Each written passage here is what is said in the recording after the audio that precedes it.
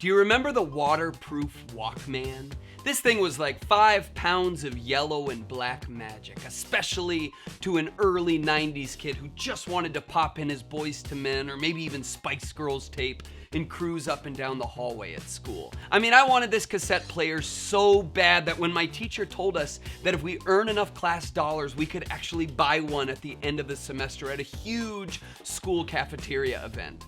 But then at the end of the semester, when I had all of my money and I was so excited to buy the Walkman, I spoke out loud in class when I wasn't supposed to, and all of that money was taken away, and I had to wave that Waterproof Walkman goodbye. Now, did I deserve to get in trouble for speaking out loud in class? Maybe. I probably did it more times than I would have admitted. But this was also the year that my parents got divorced, and it felt like my whole life was falling apart. And I remember just pouring so much of that anxiety and sadness and energy into winning this Walkman. And so it crushed me. And I remember taking all that anger that I had after this and just pouring that into getting underneath that teacher's skin and making him pay for the way that he made me feel that day. Now, spoiler alert, here I am now, it's all good. But this had some pretty big monumental effects on the rest of my academic career, especially in math class. It kind of put a bad taste in my mouth for teachers and for school. So this is a story that I often share with teachers when I'm with them. And I always make a point to give some grace to the teacher who took away my money, because I'm a teacher too, and I'm kind of the king of teachers who wants to put his foot in his mouth sometimes. Sometimes I don't always handle things exactly the best way, and so I have grace for him. But my point behind it is that the work of teachers lasts long after the time we have with students, sometimes in negative ways, but especially in positive ways. And that's where we move into the redemptive side of that story.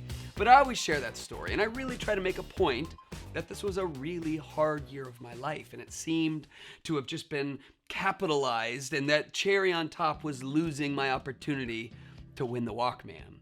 Well, last month I shared that story with a big group of educators, and afterwards a teacher comes up to me and she says, "Hey, I've got something that I'd like to give you."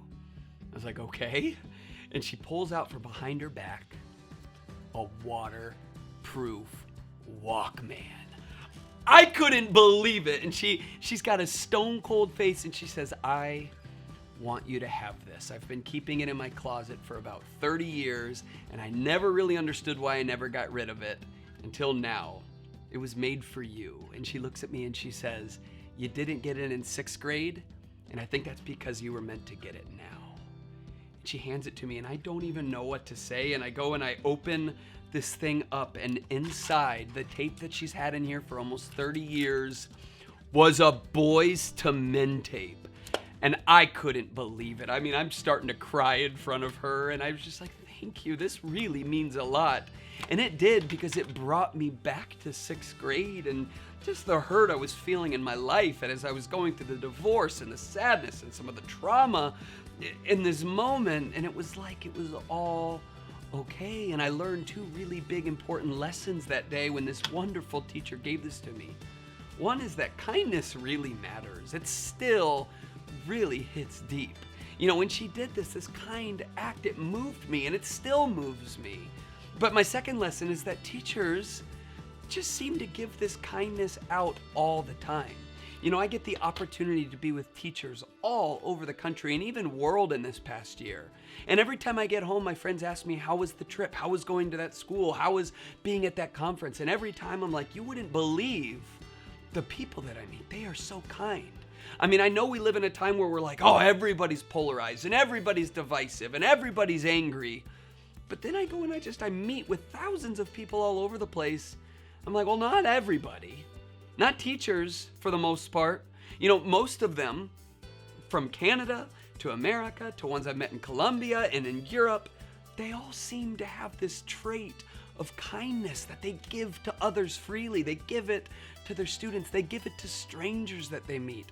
They know, like teachers that I had throughout my life, that extra bit of connection leads to deeper engagement in the classroom. It leads to deeper learning and deeper connection with the material and a deeper connection with yourself. And it just blows my mind, the example after example I see when I meet with teachers. When I met that one, who, by the way, asked me not to share her name and not to share her photo, because not only is she kind, she's also humble to the very, very end. But Every single interaction I have with educators always gives me this good feeling that, you know what, despite how hard the world seems to be sometimes, and as much division and polarization there is, our kids are still in good hands. They're still surrounded by professionals who are not only deeply knowledgeable and skilled, but are also kind and thoughtful. And that goes a long way in the lives of kids, and it goes a long way in the lives of people like me who get to interact with them and just learn a little bit of something about how to make connections and how to really care for people. So to that teacher who will not reveal her name to everybody else, I just want to say thank you. And to everybody like her who loves to go above and beyond for kids, who wants to find ways to connect on a deeper level, I just want to thank you as well. Because it's people like you who helped us get to where we are now. I'm guessing if I said name a teacher who went above and beyond for you when you were a child, I bet it wouldn't take long to pull out their name. Right? For me, it's Mr. Peters. For you, who is it? Who's the person that went above and beyond in some way? Maybe it was a big way, maybe it was just a small gesture, like giving you something that you needed when you needed it. And that changed your life. And if you're an educator, just know that you have the opportunity to do that as well. And teacher in Georgia, it still works.